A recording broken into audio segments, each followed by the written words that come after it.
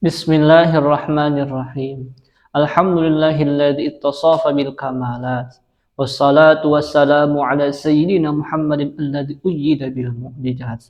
Wa ala alihi wa sahbihi alladzina fal hasanati wajtanabul munkarat. Melanjutkan bahwa kitab Sulamun Najah ini berisi tentang tuntunan-tuntunan sholat. Maka musannif mengawali dengan kalimat Bismillahirrahmanirrahim. Bismillahi ngawitan abdi ngaos kana ieu kitab Sulamun Najah kalawan nyebat jenengan Allah, sifatna Allah Ar-Rahmani anu parinna nikmat ageng di dunia di akhirat. Sifatna Allah Ar-Rahimi anu parinna nikmat alit di akhirat.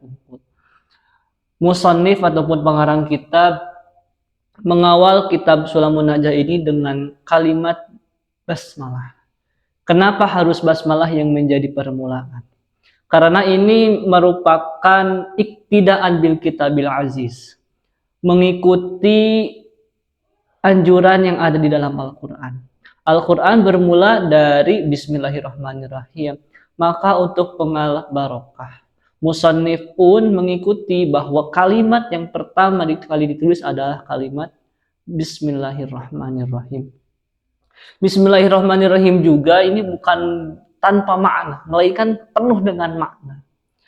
Bahwa di kitab Tafsir Munir itu dijelaskan bahwa seluruh Al-Quran itu terkumpul dalam suratul Fatihah.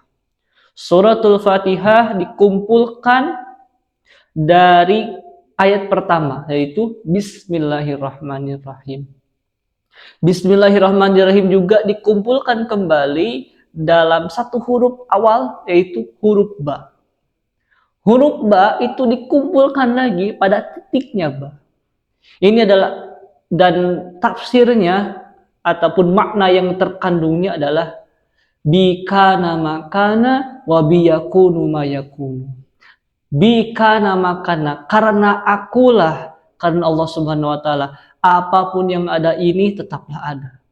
Wa biyakunu mayakunu, dan apapun yang akan terjadi di masa depan itu tetap karena aku ada dan diadakan oleh Allah Subhanahu wa taala.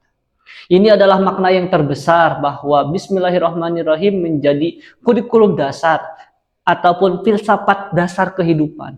Bahwa mengawali kehidupan mesti dengan prinsip-prinsip keagamaan, prinsip-prinsip ketauhidan, prinsip-prinsip kasih sayang, dan prinsip-prinsip rahmatan lil alamin. Tentu Bismillahirrahmanirrahim itu kata Ar-Rahman tersendiri itu bermakna kalau di pesantren Allah ya zat yang memberikan nikmat ageng, nikmat yang besar kepada seluruh manusia, kepada seluruh makhluk, tanpa ada batas dan sekat apapun. Semuanya kebagian. Sedangkan Ar-Rahimi itu adalah kasih sayang Tuhan yang bersifat eksklusif. Hanya mukmin saja yang mendapat menerima. Nah, dari kasih sayang tersebut itu sudah tergambar bahwa satu sisi Tuhan itu selalu memberikan kasih sayangnya tanpa ada batas. Tapi di sisi yang lain juga Tuhan itu selalu memberikan kasih sayang yang eksklusif kepada orang mukmin. Maka kalau mau mendapatkan kasih sayang eksklusif, maka hendaklah terus memperbaharui keimanannya, memperbaharui keislamannya. Maka jaddidu imanakum, perbaharuilah keimanan. Alhamdulillahirabbil alamin. Alhamdulillah sadaya puji eta lillahi tetep Gusti Allah rabbil alamin yang merajai ataupun mengurus seluruh alam. Kenapa ada kalimat alhamdulillah, segala puji? Kalimat alhamdulillah itu merupakan kalimat penegasan bahwa pujian itu mutlak milik Allah. Alif lam dalam kalimat alhamdulillah ini kalau kata santri adalah alif lam lil istighraq. Alif lam yang menegaskan bahwa seluruh ataupun kompleksitas pujian itu semuanya milik Allah. Diperinci ataupun secara tafsir pujian itu terbagi 4. Ada yang pertama qadim ala qadim, qadim ala hadis, hadis ala qadim, hadis ala hadis. Artinya, klasifikasi puji pertama adalah pujian Allah kepada Allah tersendiri. Allah memuji dirinya sendiri. Ada ayat la ilaha illa ana fa'budni. Tidak ada Tuhan kecuali aku.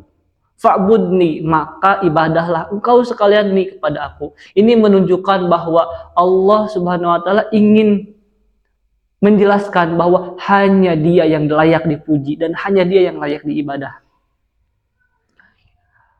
Kemudian pujian yang kedua, hadis qadim ala hadis. Pujian Allah kepada makhluk. Artinya Allah pun berhak untuk memuji ciptaannya. Seperti pada ayat wa innaka ala khuluqin adzim. Sungguh engkau Nabi Muhammad SAW ala khuluqin adzim, memiliki budi pekerti yang luhur. Ini adalah sanjungan kepada Nabi Muhammad SAW bahwa inilah loh akhlak mulia itu yang ada di Rasulullah. Contoh utama itu ada di Rasulullah. Dan ini adalah ciptaan terbaikku, kata Allah. Kemudian pujian yang ketiga, hadis ala qadim.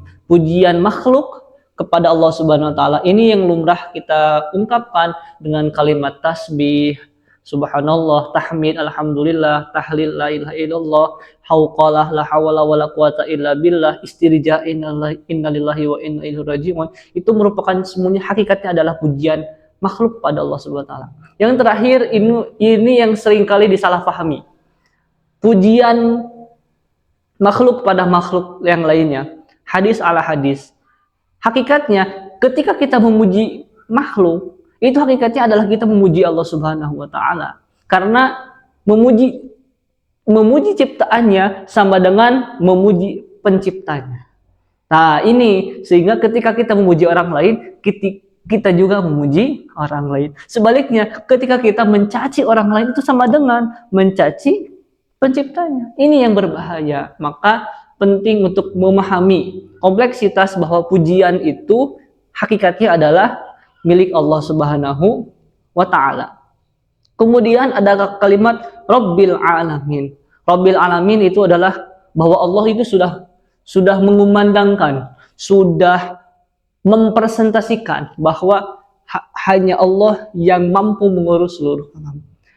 Definisi alam atau alam itu masiwallah, selain daripada Allah Subhanahu wa taala. Jadi selain dari Allah Subhanahu wa taala itu adalah makhluknya. Jadi hanya Allah sebagai pencipta yang mutlak. Selain Allah itu adalah makhluk yang diciptakan. Wassalatu wassalamu ala sayyidina Muhammadin. Wassalatu, semoga bertambah-tambah Allah Subhanahu wa taala memberikan rahmat, wassalamu, dan tambah-tambah memberikan keselamatan ala sayyidina Muhammadin, kepada pimpinan kita semua, Muhammadin, yaitu Nabi Muhammad sallallahu alaihi wasallam. Ini sudah menjadi rangkaian umum bahwa dalam permulaan kitab musannif selalu berpola, pertama basmalah, kedua hamdalah atau pujian kepada Allah, ketiga salawat kepada kanjeng Nabi Muhammad SAW. Ini menjadi adab yang luar biasa. Ketika kita hendak berdoa, ketika hendak melakukan apapun, kita senantiasa mengawali dengan basmalah, hamdalah, dan salawat kepada Rasulullah SAW wa ala alihi wa ashabihi ajma'in, dan kepada keluarganya Rasulullah SAW wa ashabihi, dan kepada para sahabatnya Nabi Muhammad SAW ajma'ina, semuanya.